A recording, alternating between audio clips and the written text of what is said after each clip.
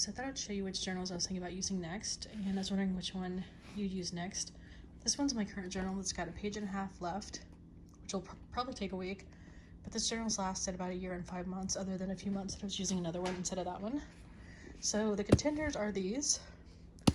First one is, I got this one at Barnes & Noble, and it's a Paper Source Jeremiah Brent design, and the paper's nice. It's just really tiny, not even 5x7. Doesn't lay flat, but I kind of just want something plain and small because that journal I'm using now is really heavy and bulky and also doesn't lay flat. But this one's another one. I got this probably a year or two ago. I think it was a year ago at Target. And this one is the brand Hearth and Hand, and it was like a 3-pack for 15 bucks. It was a pretty good price. The paper's beige and pretty good. It's like maybe a tad thin, but not bad.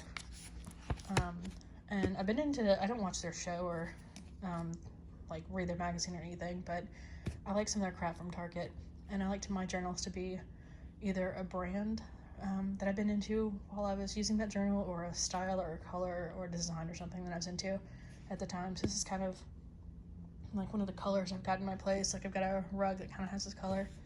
That rug is from like not Target. Target rug is very expensive, but you have like dishes and cups from this brand and stuff, so it just kind of like fits this time in my life. This one's a Paperage journal from Amazon. This one's been sitting on my coffee table all year. I thought I was going to use it. I thought I would have been using it by now. This is a vision board I did a few months ago, and it was for an event, so I didn't want to do it in the other journal because it didn't lay flat, and I thought this would be like a new year, new star type thing. But I'm kind of tired of looking at this one because it was on my coffee table so long, and it's the same color as the other one. This one's a Barnes & Noble one. Well, I got it there. The brand's Paper Style, and I think the like wrapper said something like made in Sweden or something. It was kind of random, but I already decorated the pages because I thought this one would have been like, I thought we would have been using it by now.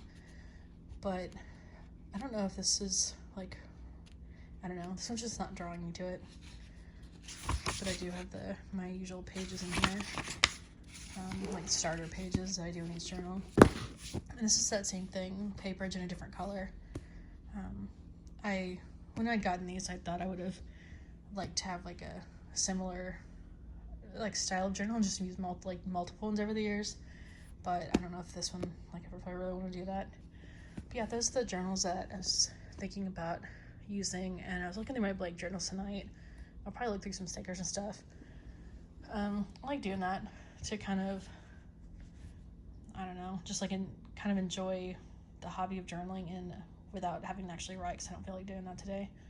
And like the past year or two, maybe a little more, when I feel like, when I've got something going on, like I'm mentally thinking about or being nostalgic about or like worrying about or anything, I usually wait at least like a few days to write about it, because I write every few days, maybe half a page or a page, or at least have. I've written a little bit more lately, but that's kind of been like what I've been doing for a year or two.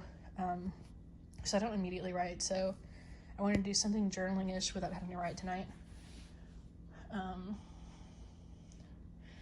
But yeah, kind of like been just like I mentally like haven't really like processed what I want to write, like just like summarize what I want to write in my head before I summarize what I want to write in my head before I write it now, I guess is what I'm trying to say.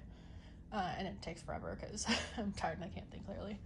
But yeah,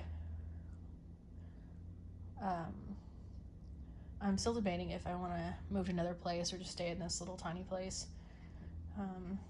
My lease expires in a month, and I haven't found something else I like on the side of town that's not crazy expensive, and I don't really want to move back to the hood where I could get like a little house that's like detached from humanity.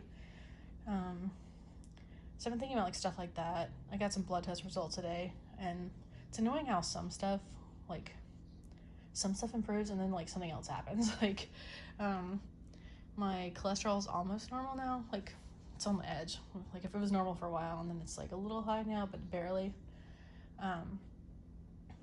and my HSCRP levels are like still high, but whatever. But my GGT, like oxidative stress levels, are 10 times what they were in 2021, which is crazy because I like would have thought the opposite. Like I feel a million times better than I did back then, so I don't know why it's that high. I don't have enough old tests to compare to see if it that just occasionally happens and it just goes like drastically spikes in me or what.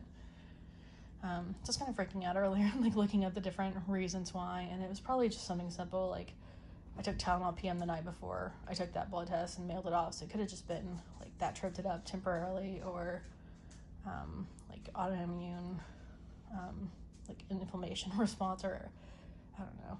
I was looking up some of the scarier stuff, but it's probably something just like temporarily, like ate, junk food the day before and like spiked the results or whatever. I don't know.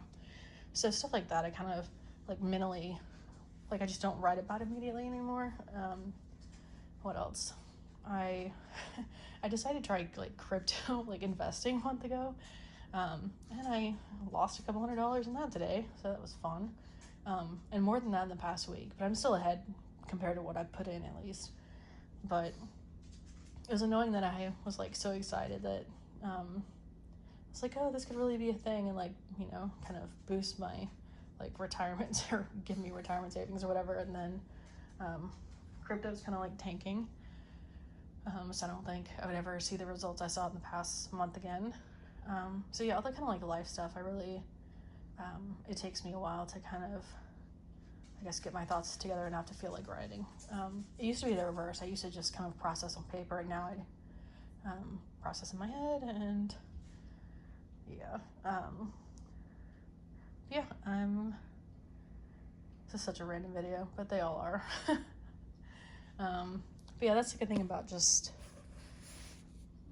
journaling. It's like even if you don't feel like writing, you can look through your blank or your used journals, or through your pens, washi tape, through like online page inspiration, or you could look through printed journaling books in I don't know if library. I haven't seen many in libraries, actually. I've seen like 3 journaling books in my library here, like online versions. But yeah, I like that there's different ways to kind of enjoy the hobby, even if you don't feel, even if you're not in the mood to write right then. All right, have a good night. Bye.